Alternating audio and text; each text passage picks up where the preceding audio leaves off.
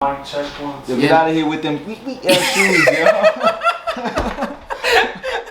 Balls deep. I'm talking about balls deep. I'm talking about balls deep in love. I'm talking about balls deep. I'm talking about balls deep. I'm talking about balls deep in love. What's up, Balls Deep fam, to another episode of Balls Deep. It's season 2, episode 16. And to your surprise, Jovan isn't here. And in his place is Isaiah. Isaiah is back to fill in for Jovan once again. So it's Balls Deep with Devin and Isaiah this week, or this episode, I should say. So welcome, Isaiah. Appreciate you, joining me and being my special co-host for this episode. Well, And for the fans' sake, make sure to tune in this Thursday for this Thursday's episode, because Jovan and I will be doing our very own mock draft. So stay tuned. That's going to be very interesting. It's going to be very fun. So I hope you guys tune in and enjoy that. But let's get back to the program. If you're new to the program, I'm your host, Devin.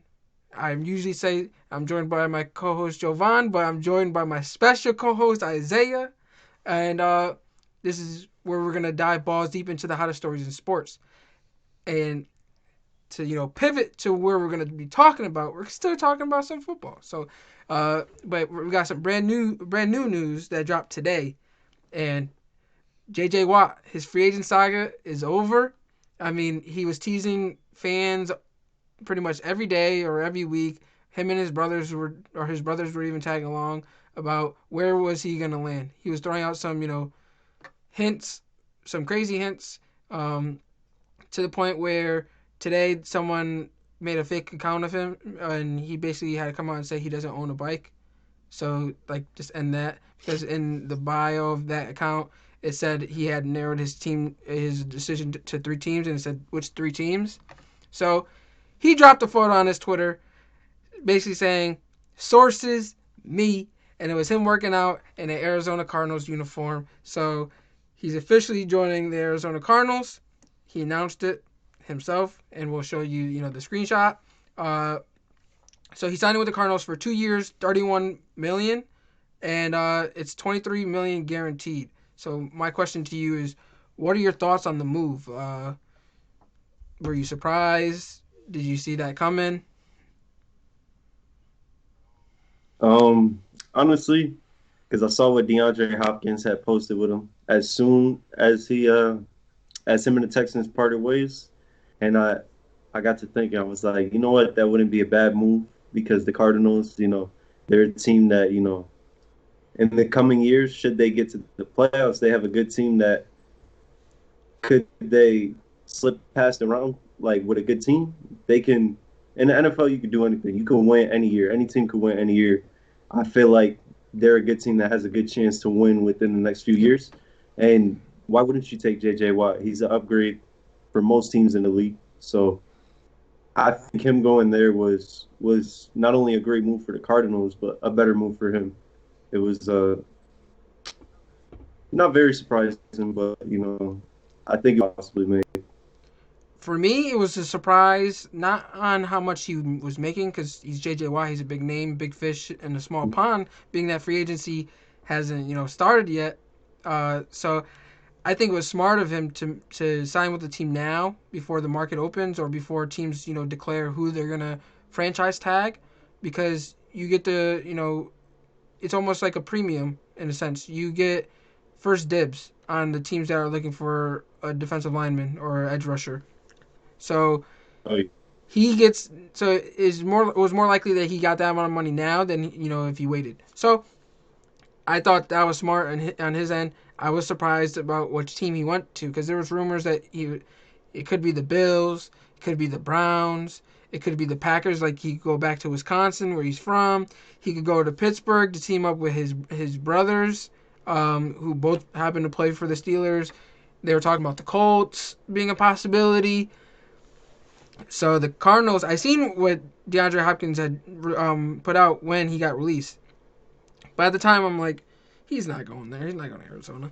But that's one guy that, is happy as hell that this move had happened, because he gets to, what was the caption of that thing? He said, "Let's finish what we started," and he gets the opportunity to finish what they started. And instead of being in Houston, it's in Arizona. What do they call them? The Arizona Texans now? He might hop on the bandwagon. He might hop on the bandwagon. He needs to. The only one they're missing is Deshaun Watson. They might, try to finesse a trade to get Deshaun Watson over there, but it's not going to happen. But in terms of the move, though, now that I thought about it some more, I really like the move. Not just for J.J. Watt's sake, because, like I just explained, it was a good move. I think it was a really good move for the Cardinals' sake, because another man who's happy as hell that they got J.J. Watt is Chandler Jones. Chandler Jones has been phenomenal when healthy and when on the field. He's been one of the best edge rushers, or the best, one of the best edge rushers. I mean, so the most sacks in the NFL since the start of 2012 have been Chandler Jones and J.J. Watt, and they both are on the same team now. And then in terms of, I think, past couple years, Chandler Jones is top 2 in the league in terms of sacks and stuff like that, only to Aaron Donald. So he's up there with Aaron Donald. Now you partner him with J.J. Watt, and J.J. Watt's accustomed to being the number 1 guy. He's the number 2 guy now. Mm-hmm. So he's going to make Chandler Jones' job a lot easier. Chandler Jones is going to make his job a lot easier. I would have liked, the Cardinals to keep Patrick Peterson in this sake, because I think he deserves a chance to, go far in the playoffs, because he's been there for so long and, with them struggling. So I hope Larry Fitz comes back. But they already said Patrick Peterson is, they're going to part ways.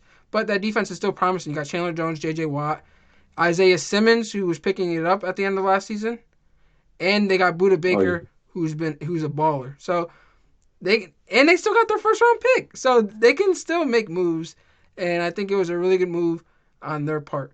Now, two people, or I should say two people who are not happy, because the NFC West is just getting more stacked. They already got Matthew Stafford to add to that division. Now you got J.J. Watt. So one person who's not happy about this move is Russell Wilson. Russell Wilson was over here complaining about how he's getting hit too much. And sorry to tell you, buddy, but now you got to play not only Chandler Jones, but Chandler Jones and J.J. Watt, not once, but twice a year. And then the other person is, it wasn't not really a person, it's the organization. The 49ers. They have their left tackle is a free agent, Trent Williams.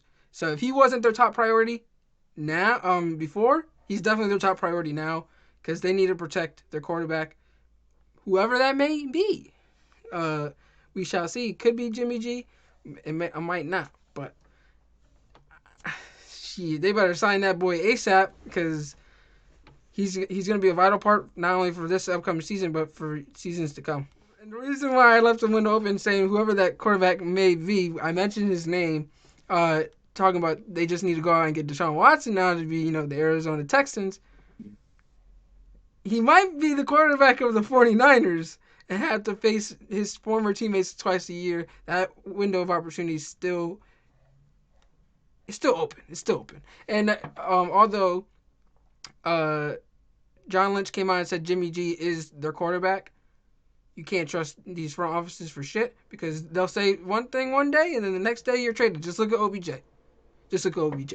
Yeah. That's just, as a Giants fan, it still hurts to this day. But so Deshaun Watson, he met with the newly hired Texans head coach David Culley recently, and he reiterated that he wanted to be traded and he has no intentions of playing in Houston again.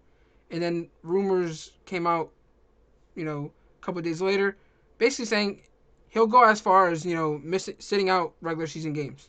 It's to that extent where he wants nothing to do with them. I have no clue what they did besides not listening to him. Like I've said, they just need to just give him the man his request. His stock's only gonna plummet because not his stock, but they're not gonna be in the driver's seat. They're not gonna get as much in return for him the longer they wait. I think so. They just need to pull the trigger now and try to get as much as they could for him because they have not done right by the guy, and the only it's best you get rid of him now and get as much for him before the draft because before the draft these teams are going to be more willing to give up some more draft capital due to the draft being right there, and it's better that you get rid of him before the draft because you know when these teams pick, whereas if you get picks for next year you don't really know when they'll be. So he's going to get fined if he sits out regular season games. He seems like he doesn't care. I think that's probably the better move if he really wants to, keep his foot down. So he's trying to force his way out. Mhm. He's trying to pull James Harden in a sense. I think with the whole Deshaun Watson situation, he already took his stance, and I think at this point it would be pointless to go back on that and say, "Oh, I'm gonna come out and play for them," because it's not a good situation. I feel like it's a horrible situation any way you look at it. And if he goes out there and plays for a team that's that bad and gets hurt, then he's the one that's asked out at the end of the day. And so he needs to protect himself amongst everything and hold out because them fines aren't going to do nothing to you. If you get hurt, that could end your career. So yeah, he needs to take the safe approach right here. And I don't think the Texans have showed me anything in the past 5 years to make me trust them as an organization anyways. So I don't think they showed him either because clearly that's why he wants out. Yeah, I think he needs to get out of there. He definitely needs to get out of there. And I was telling Jovan on recent episodes that I don't understand why the newly hired GM and the newly hired coach claimed in their introductory press conference that they took the job knowing that Deshaun Watson will be the quarterback of the future when he already, before they got hired, that he wanted out. So I don't understand it. They are delusional and kind of just assumed that it was going to change, and it didn't. I think the Texans went out and hired a minority coach in hopes that swayed him to stay, even though it wasn't the minority coach that he had wanted. And he doesn't really care at this point. He just wants out. He wants a fresh start, and he deservingly so. Teams that I would like him to go to is the 49ers. 49ers is a perfect situation where you plug him. He's going to flourish in that Kyle Shanahan offense. You know that offense very well, being that you're a Falcons fan. So I think that would be perfect for him. The offensive line situation is way better than what it is over there in Houston. In terms of weapons, he's going to have Kittle to throw to, which is as good as it's going to get. And you have these young receivers in, Deebo Samuel, Brandon Ayuk, and whoever they may draft in the future. Defense, I can't name defense because they have a lot of pending free agents, including Richard Sherman. But they do have Nick Bosa, who's going to be there for the future, for sure, unless they trade him for Deshaun Watson. So I think they're in a better situation where he can win now and compete, but that division is stacked. And I don't know if you would like that. I also think, with a team like the 49ers, even though this dude came on and said he wants to run with Jimmy G, there aren't too many quarterbacks in the league that are a Deshaun Watson. And you need to know what's available when it's available, and that's what separates championship teams from, teams that don't make it and don't get it done. I think right now you got to go get him because that team is too good to pass up by, adding a Deshaun Watson to it. That'd be a nasty team to deal with. Yeah, for sure. I mean, outside of a handful of teams, pretty much everyone in the league should be in this Deshaun Watson sweepstakes. If it's possible, they should. This doesn't happen often where a prime quarterback in his prime is requesting to be to leave. They're gonna get a Herschel Walker package, if not more, because he's a quarterback. and You would they hope. value a quarterback a lot more. Well, you would hope, but the Houston Texans like to botch Mhm. things, as you can see. They didn't even get a first round pick for DeAndre Hopkins. So, and then they could have got Wow. something for J.J. Watt, but they got nothing in return for him. So that's on them. I mean, but speaking of another quarterback that I mentioned earlier, who wasn't happy about the J.J. Watt news, Russell Wilson. That's your guy. Even though you're not a Seahawks guy, that's your favorite quarterback. That's your guy. Um, and recently he mentioned his frustrations with the organization on basically they're not helping him or help protecting him for the long haul. He's tired of being hit essentially, and he knows that's going to take a toll on his body as he gets older. So he's expressed, he wants some say in the personnel decisions. And if they have an issue with it, then he's more than happy to get traded. But he did not request or demand a trade. But he did give the Seahawks organization a small list of 4 specific teams, because he does have a no trade clause. A small list of teams that he would Mhm. be willing to get traded to should they decide to part ways. And those teams were the Bears, the Cowboys, the Raiders, and the Saints. And the funny thing about this, these rumors dropped immediately after, or the list dropped immediately after I told you who I thought would be perfect for Russell Wilson should he get traded, which was the Raiders. I thought the Raiders were a perfect spot for him just because I can see him in that John Gruden offense, just as I could see Deshaun Watson in that John Gruden offense. But you put him behind a really good offensive line. You give him a running back like Josh Jacobs. He has a Henry Ruggs, a Darren Waller. The only thing they're missing is defense, and they haven't really been good at drafting first round with their first round picks as of late under Mike Mayock, because they seem to go do something like some out of the box thinking, which doesn't seem to work in my opinion. But they've got some mid round gems in Jonathan Abrams, who has potential. Max Crosby, who has potential. So they can draft, but I think these top picks, you're gonna botch them anyway. You might as well just go out and get something that you're gonna for sure is what he's capable of, and he's a quarterback at that, or a top quarterback, top 5, who can easily lead you to a championship. You're in a division where you're competing against the Chiefs. You're gonna have to put up high numbers. Who who else can you rely on besides an MVP caliber quarterback like a Russell Wilson? So I think that would be a perfect move. But before I go head it over to you and throw it over to you, according to Adam Schefter, Russ said he would be happily to accept a trade to the Bears, because people were questioning why the Bears. And then NFL Network's Jane Slater threw some cold water on the Russ to the Cowboys news. Sorry, Cowboys fans. Sorry to get your hopes up, but it ain't going to happen. So she referred to that trade idea as laughable, and that's because the Cowboys are focused on Dak returning. So, Mhm. do you think Russell Wilson is going to get traded? And if he does, whether you think so or not, where do you think he should go? I personally, in the long run, I don't think he's going to get traded because even just thinking about that is crazy. Like, how could you trade Russ? Like, he not only is he top 5 at his position, but I say like mentally, there's very few at the QB position that are like him. And if he does get traded, as much as I hate to say it, I think you should go to the Saints.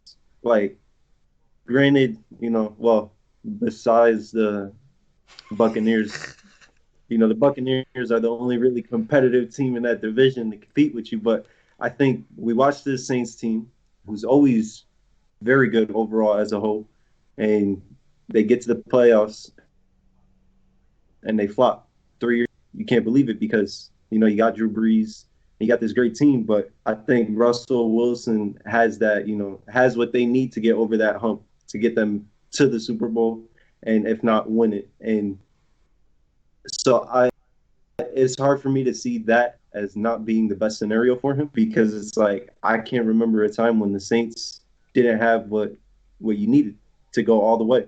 So I think that's the perfect fit for him. Uh, if not there, then I think what was the other team? Because he said he's happy with the Bears, but The Raiders and the Cowboys. what's no, not the Cowboys, the Raiders, the Raiders. If you're going to the Raiders, I think you're still playing a little bit for the future. Like you're still going to need a couple more things. So yeah, I think the Saints is the best landing spot because they can just get them in there, plug them in, be like, listen, you know what you're doing, you're smart, take us to the chip. Well, I think the Saints are the most win now team, most win now scenario for him to land. It would be perfect because there's times where Drew Brees has struggled and they have Taysom Hill come in and he lights a spark, but they don't keep him in because Drew Brees is sitting there on the sideline. You got to put him in the game, Yeah. and it's almost because Drew Brees isn't mobile, and that's kind of what hurt him in recent years because he can't extend plays as much as he would like. So a Russ is going to give you the accuracy of a Drew Brees, but the mobility of a Taysom Hill, and you don't got to substitute nobody. Nobody. Exactly. So I think that would be a perfect scenario in giving him a talent like a Michael Thomas, who, don't get me wrong, DK Metcalf is really good. Tyler Lockett is really good. But they're not no Michael Thomas. And Michael Thomas is a beast. You give him Michael Thomas. You give him Alvin Kamara? Ooh! As a Falcons fan, I would not want to face that twice a year. It's true. It's true. But, I like my team to face the hardest teams they can before they get to the playoffs. So when we get there, I know it's real. But it's hard for me to see a better situation than that for him, especially since the way the Saints build, it never feels like there's going to be a year where it's like we're trash because of the decisions we made 5 years ago. Like, they stay consistently good, and that's what you would like to see out of an organization. I mean, although I think that's the best landing spot for him, I think that's probably the least likely landing spot for him. Because if I'm the Seahawks, I'm not going to trade him to the Saints because, one, you're in the NFC. It's going to be a problem. And two, more likely than not, the Saints are going to have a late first-round pick. With Russell Wilson, it's even more likely. So, quality of the picks that you're going to get isn't that good. So, the Bears probably, I say, would be more likely. And although it's still in the NFC, I think that's just a more likely landing spot because they're desperate and they're willing to pay King's ransom for almost any quarterback at the moment. Although I think they'll probably trade for Marcus Mariota, or now Alex Smith's going to be a free agent. Maybe they just go out and grab Alex Smith if he's still willing to play. I don't know. They're just desperate. So they're willing to pay King's ransom. But I think the Raiders are probably the most likely landing spot for him. So if I had to rank, I'd probably say the Raiders 1, Bears 2, Saints 3, Cowboys 4. I don't think the Cowboys have a chance of even getting him.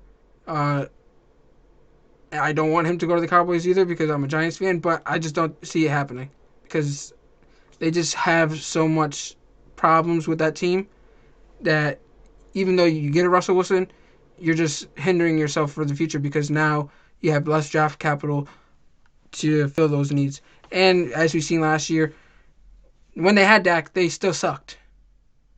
They were better with Dak, but they still sucked. And then you get rid of Dak, and it just pinpointing the holes that they have. I think they just have too many. Whereas the Bears, they made the playoffs. They barely made the playoffs, but they made the playoffs. So there's still quality players on that team, and they could definitely turn things around. But the last two topics we have, we're talking about another quarterback. I don't know if you watched the I Am Athlete podcast. Cam Newton was a guest on a recent episode, and he talked about his time in New England this past season, and it was very interesting. So if you haven't, I recommend you go watch it. But if you have, I would like to hear your perspective on the Cam Newton situation moving forward because he is a free agent. People don't know if he's going to return back to New England or if he's going to go elsewhere. So I will give you my opinion, but I would like to hear your opinion first. So where do you think he's going to play next season? I don't know, man. It's my gut feeling says go back to New England. See what you can do with their full squad because he had a lot of people opt out and stuff. But then again, I get that feeling where it's like what he said about 32 quarterbacks not being better than him is true. Like, I don't know how you can be an NFL, how you can run an NFL team and say, I'm gonna take this guy over this guy when this guy is clearly like Yeah. better than the people we're seeing get jobs. But I say go back to New England, give it another year. You know, I think that's the best case scenario right now, unless a miracle happens and somehow he's playing for a team that maybe the quarterback gets injured. Maybe the quarterback gets injured. Yeah. So a lot of analysts seem to just be pinpointing this guy to go to Washington to reunite with Ron Rivera, especially because now they're looking for a quarterback.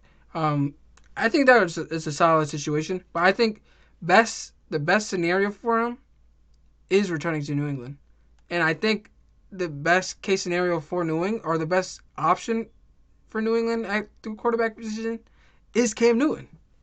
Like gotta think about it. There was in terms of opt outs and injuries, the Patriots probably were one of the most depleted rosters in the league last year.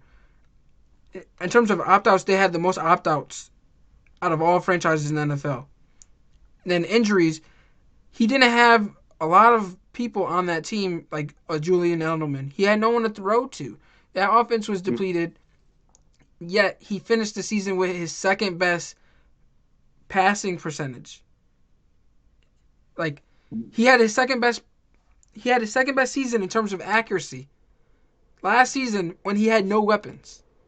Like it's mind blowing how people just claim that Cam Newton sucked last season when the numbers say differently. And although the Patriots didn't succeed their expectations, like don't get me wrong, Yeah. it was a failed season. It was a failed season, but he didn't suck as bad as people say he did. But in the beginning of the season, he balled out. He balled out, and he even said it himself. Once COVID hit, it was almost like you were driving. Let's say we're on a trip. Me and you were two different cars. We're driving, and I'm running out of gas. I gotta take a pit stop, but I tell you to keep going. So you keep going. I take my pit stop, and I'm back on the road. I'm behind. There's no way I'm catching up to you. Like you're already gone. You're gonna keep going. He basically said the team went on without him, and when he came back, he was behind, and he had to play catch up. And with that, so he didn't make any excuses. He basically put blame on himself, and it hurt him too because he didn't have an off season to learn the offense. He kind of was learning on the go, and the offense, and he didn't ask for them to take it slow with him. He wanted to move at 100%. So it's a little bit on not going to the team early, but I think giving him another chance with the offseason and I don't know how to say an improved offense or more improved weapons to surround him, I think he's going to flourish. And honestly, I don't think the Patriots will be as bad as they were last season. I think COVID hurt them with no offseason and then just players catching COVID and opt-outs in general. So I think the Patriots are the best option for him, and I really do hope that he goes back to New England. I feel like every time I watch an interview of this guy, I become more of a fan of him, and I was already a fan. So he's misunderstood. The media seems to create their own narrative about him and things like that. And he even went out and even said that Bill Belichick is probably the most misunderstood guy in the NFL because people seem to think he's Mr. Hard-ass, but he's mad chill and he's mad cool and he's a historian of the game, which is dope just to kind of hear that perspective of him because he's very awkward in front of like the media and stuff like that. But hey, I would like to see him in New England because I think that's a really good scenario for him. Yeah, I think it's a good situation because I think they need each other at the moment. So I think he should go back. What's it's not gonna hurt if you go back because you know more than you did when you started with Exactly. this. So So just you're give not him starting another from square year. one. So that in just having the off season, you have a lot longer time to study the playbook and catch up to what you missed in the first season. And think about it, before he caught COVID, he was balling. He was like, they were competing. So imagine that for a full Mm. season. He was on his way to win comeback player of the year until he caught COVID and started stinking up. And then once Alex Smith stepped on the field, no one else was winning the award besides Alex Smith because that was just an accomplishment in itself. But with our last topic, we're talking about Orlando Brown, offensive tackle of the Ravens. So if you don't know already, he was the starting right tackle of the Ravens for some years now since he's been in the league. Um, but Ronnie Stanley, who they signed to an extension, is their left tackle. He went down with injury this season, and they put Orlando Brown, who played left tackle in college at Oklahoma. They moved him to left tackle, and he played very well. And now that he's went and got a little taste of it in the NFL, I'm pretty sure he already wanted to play left tackle, but he got a little taste of it in the NFL and seen that he can play with the best of them over there, and he realized that he wants to play that full time. So he's starting to explore his trade up possibilities as he eyes a full time role at left tackle. So my question to you is, what team or teams do you think should pursue this guy? Because he's very talented player, and he could be one of the best left tackles in the league. Should he be a full time left tackle? I mean, we got a lot of teams that need help protecting their quarterback. And franchises that seem like they don't want to win because they don't put anything around their quarterbacks to protect them. But in terms of teams that I could see him going to, I don't know. I mean, can the Seahawks afford a dude like that? I mean, they have Because Dwayne Brown, who they got from the Texans, and they're not going to move Dwayne Brown to right tackle because I don't think he has experience over there. And Orlando Brown said he doesn't want to play right tackle anymore. So I don't know if that's realistic, but that's a move that they should explore if Dwayne Brown's willing to go to right. well, I don't know, man. I don't know where I could see him going. That like, because the first thing I think about is Atlanta. Always like, can we bring this man here? But we actually have a good situation with our line where we have uh I believe our whole line is like fourth year players besides Alex Mack. So we got a nice button thing going right there. So if one of those quarterbacks want to come over here somehow, some way, please, you know, get something. We could do something, but man, I don't know. I don't know what team I can see him going to at the moment. So I thought of the Giants immediately once he mentioned he wanted to explore it because I'm a Giants fan. I'm like, we need offensive line help. Or Andrew Thomas, yeah, we drafted him at 4 to play left tackle. I mean, his rookie season he was going to play right tackle should Nate Solder have not opted out. So he has experience playing left tackle and right tackle. So we could always flip him to right tackle and if we trade for Orlando Brown. But I don't think that's realistic. So I put my GM cap on, and I think the perfect location for him. I'll name some other teams after, but I think the perfect location for him will be Indianapolis. So Anthony Costanzo, their left tackle, retired. He announced his retirement at the end of this past season, and now they need a left tackle. They were already a really good offensive line before his retirement. So now he retires, you plug away. You like your first round pick is what, 20th or 21st, and you don't really have that many holes. Most of your holes are on the defensive end, which your defense was really good last season, and on the offensive end, it's really just adding additional receivers. You already got your quarterback. You didn't have to pay up a first round pick for him. So you have Carson Wentz, Jonathan Taylor, you have Michael Pittman. T.Y. Hilton is a free agent, but they have Paris Campbell coming back from injury. They have like 3 tight ends. Their offensive line is really good. They're just missing that left tackle now. So if you're going to draft a left tackle in the first round,